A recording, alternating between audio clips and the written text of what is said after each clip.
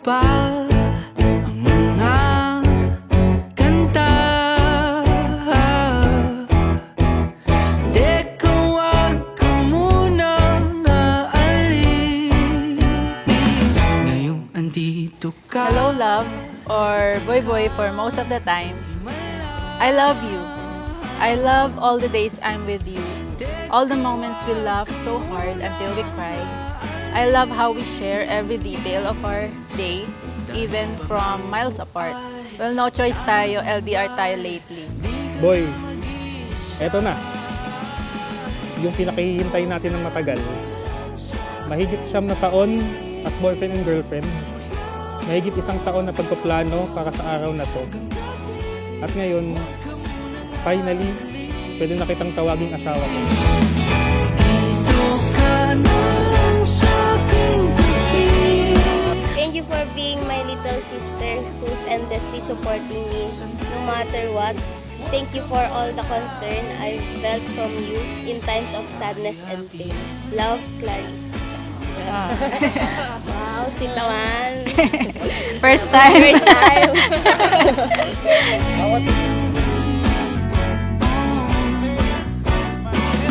Darama mo pa aking lambing. Teka, wag ka munang aalis. Ako'y nababalik. Ang pagmamahalan ni Jerry at Clarissa ay hinintay, pinagdasal at pinatatag ng panahon.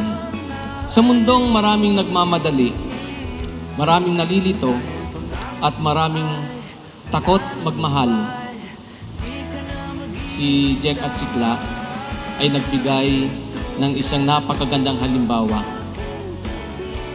na ang tunay na pag-ibig ay dumadating sa tamang panahon at sa tamang paraan.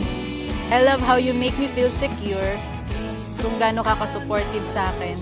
You even fly with me to Singapore just so I could see Taylor Swift on the LR Street. Pinapangako ko na mamahalin at pipiliin kita kada araw. Sa mga araw na masaya, sa mga araw na malungkot, at sa mga araw na mayroong pagtatalo. Mayroong di pagkakaunawaan regardless kung sino yung nagsimula. Dahil hindi naman din ang importante. Ang importante, sa dulo ng araw, magkasama tayo at sabay nating hinaharap ang mga problema.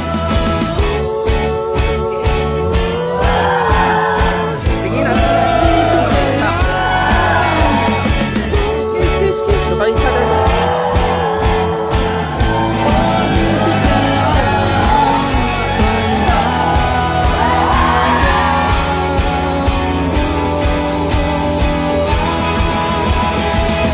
Dito ka na sa aking tabi. Mula umaga hanggang gabi, huwag ka munang aalis. Dito ka na sa aking tabi. More than this wedding, what I'm more excited about is the life we'll have after this. At sa dulo ng lahat ng mga pangakong yun, gusto ko ring sabihin sa'yo, mas mahal kita ngayon kumpara kahapon. The future kung saan bubuo tayo ng bagong pamilya sa bago nating bahay. Now, I promise I will continue to do my purpose to love you forever. Pero hindi ka tumbas ng pagmamahal ko sa'yo bukas. Gusto ko sanang sabihin sa'yo na ito na ang ating happy ending. Pero hindi. Kasi sa'yo lahat, walang katapusan. Mahal na mahal kita, Clarissa. Ikaw ang happy ending.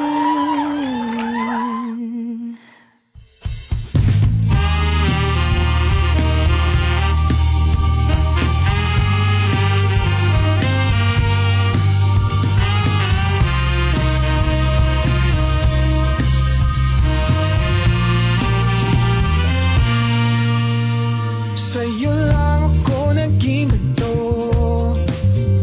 Para bang nasira ang ulo ko. Pader ng puso ko. Nagpapasalamat ako sa Diyos sa pagmamahal niya, sa paggabay niya sa atin, at sa pagbigay ng pinakamagandang regalo niyang dumating sa buhay ko. Ikaw.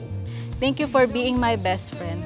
Thank you for your presence in my life because just your presence is enough. Dati, ayoko na munang At tulad ng pag-ibig ng Diyos, we pray that their love will be patient, humble, forgiving, joyful, and lifelong. Ito sa'yo naramdaman na puso ko lahat. Sa'yo lang ako naging ganito. One of the ways we become even closer and enjoy other. So grateful to God. There's you. Surprise! Finally, ito na yung gusto natin. Dear Clarissa. Wow! Sobrang lapit na natin. Saan? Can't wait to spend my lifetime with you. Wow! Sa'yo, sa'yo.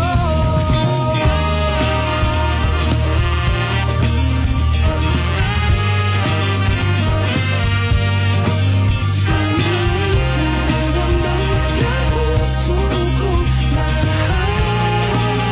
Sa'yo, sa'yo lang ako naging ganito.